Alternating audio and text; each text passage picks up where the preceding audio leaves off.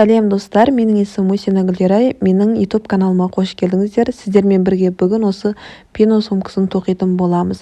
Ең алдымен менің YouTube каналыма тіркеле кетіңіздер, лайк басыңыздар және де Instagram парақшама жазыла кетіңіздер. Қыздар, сіздермен бірге осы пино сумкасын тоқимыз. Сіздерге айта кететін жайт, бұл авторлық видео, сондықтан да ешкімге таратуға және де сатуға болмайды. Тағы да бір айтатыным, қыздар, мұқият соңына дейін тыңдап алыңыздар, содан кейін тоқисыздар. Себебі мен кейбір жерін ауыстырып тоқығам, соны қазір сіздерге айтып кетемін. Мен ең алдымен осындай әдемі бұйыммен тіктім. Яғни өздеріңіз қандай сумканың алдына әдемі бұйым алғыларыңыз келеді, соны алып қойсаңыздар болады. Және де мінекей замогын тігеміз. Ішіне ешқандай да мен астар салған жоқпын, яғни егер де салам десеңіздер, өздеріңіз тігіп салсаңыздар болады. Себебі менде машинка жоқ, сондықтан да ештеңе салмадым. Енді замок дейтін өте жақсы тігілуі керек. Қыздар, мінекей ашып жапқан кезде ешқандай қиындық тудырмауы керек.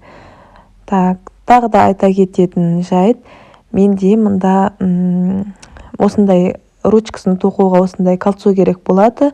Бұл 3 сантиметр шатаспасам.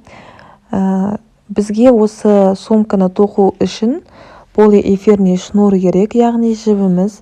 Оны қазір келесі сабақта қандай жіп екен барлығын айтамын. Неге осындай жіп керек, оның суретін қандай жіп екенін мен келесі сабағымда сіздерге түсіндіріп ашық айтамын. Және де крючок керек бізге, тағы да басқа заттар керек болады. Маркер қажет болады. Мен мына сумканың жанын неге осылай тоқыдым ғой. Негізі басында сумканы мен дәл сол узормен түгелмен осылайдан тоқимын деп ойладым.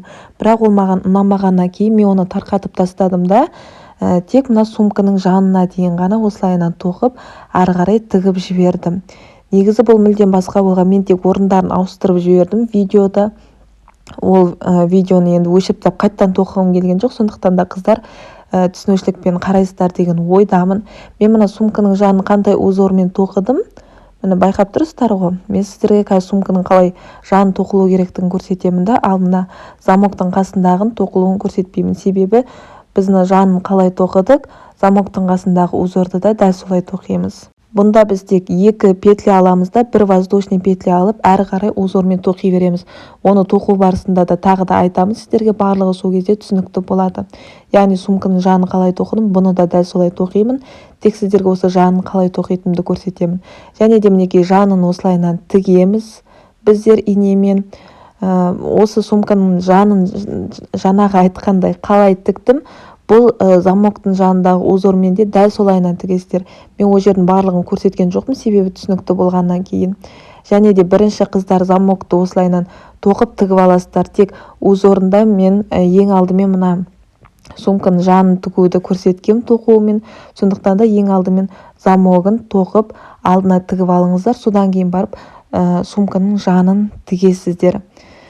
Ешқандай қиындығы жоқ, жалпы тоқудың. Менімен бірге соңына дейін тоқыңыздар. Мінекей ручкасында қалай тоқу керектігін барлығын көрсетем. Дейді.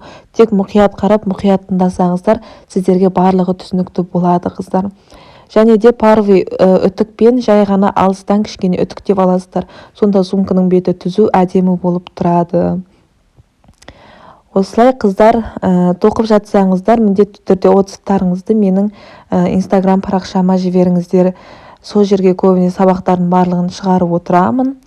Және де YouTube каналыма тіркеле кетіңіздер. Тегін сабақтар да YouTube каналыма шығып тұрады.